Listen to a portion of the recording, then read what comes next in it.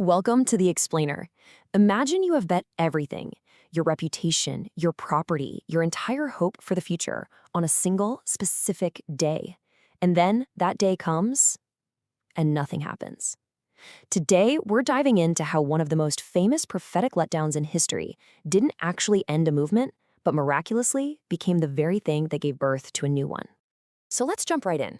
We're looking at a crisis of faith that completely shook thousands of people back in the 19th century. It's an incredible story, really, about huge expectations, crushing heartbreak, and what happens when you're forced to rethink everything you thought you knew. And our whole story, everything, and I mean everything, revolves around this single year, 1844. For a passionate group of Christians called the Millerites, this year wasn't just another year. It was supposed to be the end of the world as they knew it. To really get why 1844 was so intense, we've got to rewind a bit. We need to go back to an ancient prophecy, tucked away in the book of Daniel, that these believers were convinced they had finally cracked. All right, so the heart of this whole thing was what's called the 2300-day prophecy. Now, using a principle where they saw a day in prophecy as representing a literal year, they did the math, and they calculated that this massive 2300-year timeline was about to hit its grand finale. And that phrase, the sanctuary shall be cleansed, to them it could only mean one thing.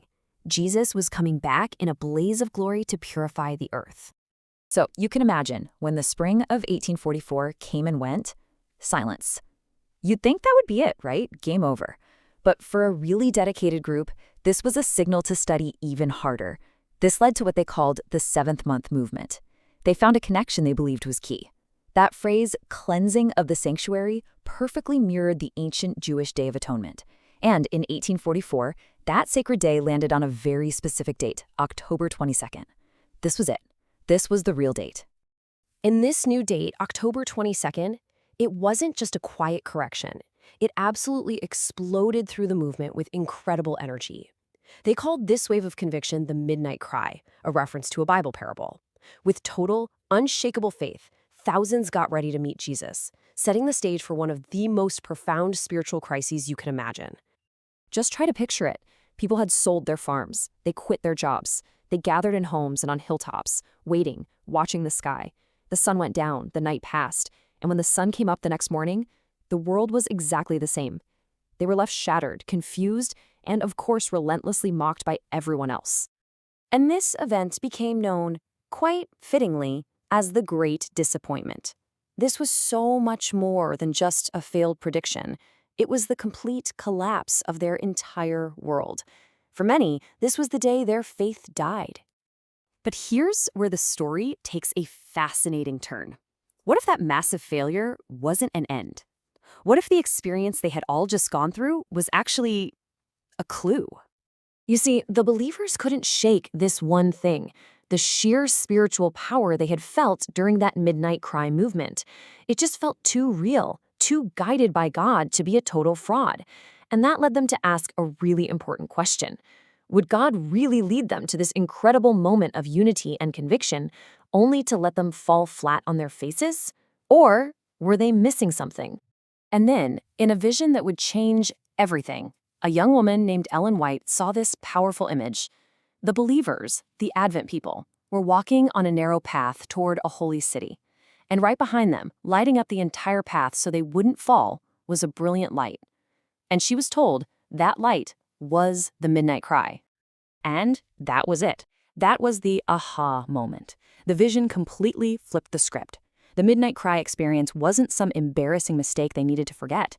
No, it was the guiding light they had to trust. It was the key that would help them look back at the prophecy and finally unlock what it really meant. So, holding on to that light, they went back to the scriptures, but this time they were looking from a totally new angle. They started to realize that maybe their mistake wasn't about the timing of the prophecy, but about the event itself. It wasn't about when, but about what and where. Okay, get ready, because this is the breakthrough that changed absolutely everything. The date, they concluded, was right, but the location was wrong. The prophecy in Daniel never actually says Jesus would come to earth. It says the sanctuary would be cleansed. Their big mistake was just assuming the sanctuary was the earth. They now believed it was pointing to the true sanctuary in heaven. And this new understanding led to a brand new foundational belief they called the investigative judgment. The idea is that on October 22nd, 1844, Jesus began a new phase of his work. As our high priest, he moved from one part of the heavenly sanctuary into the final part, the most holy place, to begin a work of judgment. Kind of a final review of the records of all who have ever claimed to be believers, as a final step before he comes back. So let's put it all together. The Great Disappointment was totally reframed. The date, October 22nd, 1844, that was spot on. The prophecy, it was fulfilled.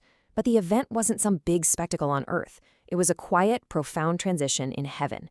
Their whole focus shifted from just waiting for Jesus to come down to following him by faith into this new, final part of his work up there. And when you see it this way, 1844 stops looking like this weird, isolated failure. Instead, it becomes this crucial milestone in the grand sweep of God's entire plan for saving humanity. Think about it like this. The whole story of salvation has these two massive, monumental bookends.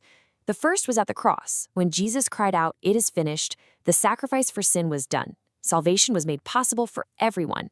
The second great declaration, they now believed, would come from heaven at the end of this ministry that started in 1844. A voice from the throne will say, "It is done," closing Christ's work as our priest. Suddenly, the Great Disappointment wasn't an end at all. It was the beginning of the final chapter. The story of 1844 is just incredible, isn't it? It shows how a moment of absolute, crushing failure can, through faith and a willingness to study again, become the very foundation for an even deeper, more solid truth than you had before. It teaches us that sometimes what looks like a disappointment might actually be a divine appointment, pointing us in a new direction to understand God's work and getting us ready for what's still to come.